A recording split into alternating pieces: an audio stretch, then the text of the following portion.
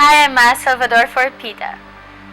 Si Mali, siya lang yung mag-isang elephant dito sa Philippines. And, di ba, hindi naman maganda kung mag-isa ka lang. So, maganda rin kapag kasama mo yung friends mo.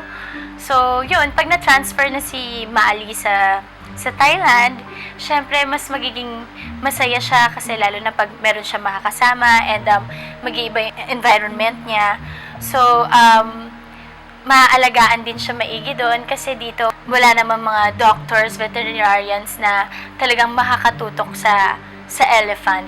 Syempre, pag nandun na siya, yun nga, mas ibang environment, mas malaking environment, yung iba yung pag-aalaga na maibibigay sa kanya na aminin naman natin na dito sa Philippines, hindi pa natin kayang mag-alaga ng ganito, ng katulad ni Mali. So, talagang para sa akin, I'm very happy kung si Mali matu-transfer na kaagad sa Thailand. Kasi, syempre, yun nga, pagising niya ng umaga, madami yung makikita niya mga friends niya na elephants. And, yun, pwede siyang makipaglaro sa kanila.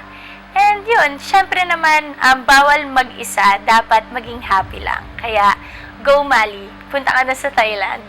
Free Mali now!